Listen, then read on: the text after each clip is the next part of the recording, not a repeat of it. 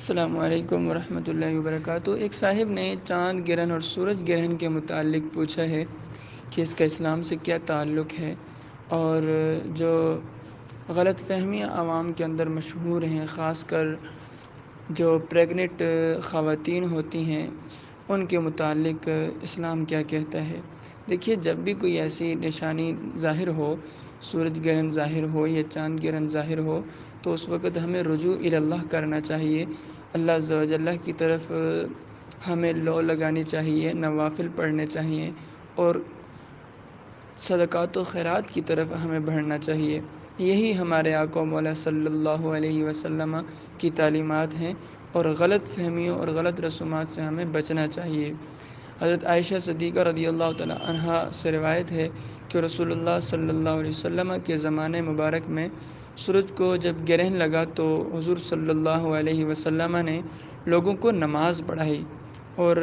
آپ نے ایک لمبی نماز پڑھائی، لمبے قیام والی اور لمبے رکوع والی نماز پڑھائی۔ اور جب آپ نماز سے فارغ ہو گئے تو پھر آپ علیہ السلام نے اپنی امت کو خطبہ دیا، جس کا مفہوم کچھ یوں بنتا ہے، بخاری شریف کی حدیث مبارکہ یہ کہ ان الشمس والقمر آیتان من آیات اللہ لا ينخسفان لموت احد ولا لحیاتہ۔ اور اسی حدیث کے آخر میں یہ بھی ہے کہ واللہ لو تعلمون ما اعلم لضحکتم قلیلا ولبکیتم کثیرا۔ حضور صلی اللہ علیہ وسلم کا فرمان ہے کہ بے شک سورج اور چاند اللہ کی نشانیوں میں سے دو نشانیاں ہیں، تو جن کو کسی موت کی یا زندگی کی وجہ سے گرہن نہیں لگتا، تو اس سے اس بات کا بھی ابطال ہو گیا کہ جو لوگ یہ کہتے ہیں کہ جب کسی کی ڈیتھ ہو جائے تو اس وقت چاند کو یا سورج کو گرہن لگتا ہے، کسی عظیم انسان کی ڈیتھ پہ یا کسی عظیم انسان کے یوم پیدائش پہ چاند یا سورج کو گرہن لگتا ہے۔ یہ بالکل غلط ہے۔ میرے آقا مولا صلی اللہ علیہ وسلم کا فرمان ہے لا ينخسفان لموت احد ولا لحیاتہ، کہ تم میں سے کسی بھی یہ جو چاند ہے اور سورج گرہن ہے کسی کی موت کی وجہ سے یا کسی کی زندگی کی وجہ سے اس کو گرہن نہیں لگتا، تو کرنا کیا چاہیے؟ اس کے متعلق بھی ہمارے آقا نے فرمایا فَإِذَا رَأَيْتُمْ ذَلِكَ فَادْعُوا اللَّهَ وَكَبِّرُوا وَصَلُّوا وَتَصَدَّقُوا، کہ جب تم دیکھو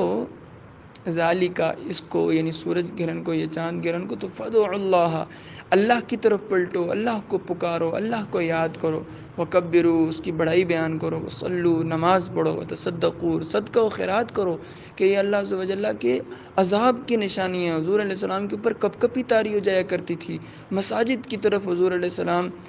جو ہے وہ دوڑا کرتے تھے، مسجد اس وقت ایک ہی تھی، تو ہمیں یہ حکم ہے کہ ہم مساجد کی طرف جائیں، نماز پڑھیں، اللہ عز و جل سے ڈریں اور خوب صدقات و خیرات کریں۔ اور جو رہا عوامی کنسیپٹ، خاص کر ہماری خواتین کا کنسیپٹ کہ پریگننٹ جو خواتین ہوتی ہیں ان پہ اس کا اثر پڑتا ہے، ایسا بالکل بھی نہیں ہے۔ ایسا ہوتا تو ہمارے آقا مولا صلی اللہ علیہ وسلم ضرور اس بارے میں ہمیں آگاہ فرماتے۔ جو لوگ کہتے ہیں کہ پریگننٹ خواتین کو کاٹنے والا کوئی کام نہیں کرنا چاہیے، یا باہر نہیں نکلنا چاہیے، یا ایسا کوئی بھی عمل نہیں کرنا چاہیے جس کا تعلق کٹنے کٹانے سے ہو، تو یہ بالکل غلط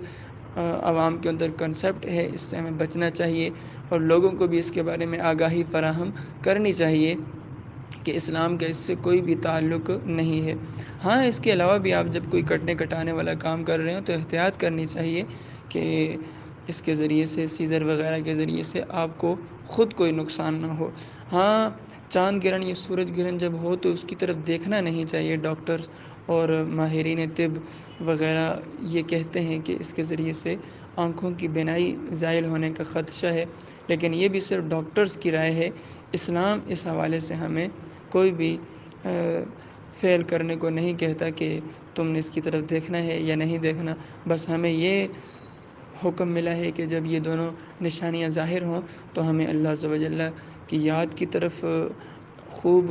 بڑھنا چاہیے، نماز پڑھنی چاہیے، صدقات و خیرات کرنا چاہیے، اور اللہ عز و جل کے قہر و غضب سے ڈرنا چاہیے۔ اللہ عز و جل عمل کی توفیق عطا فرمائے۔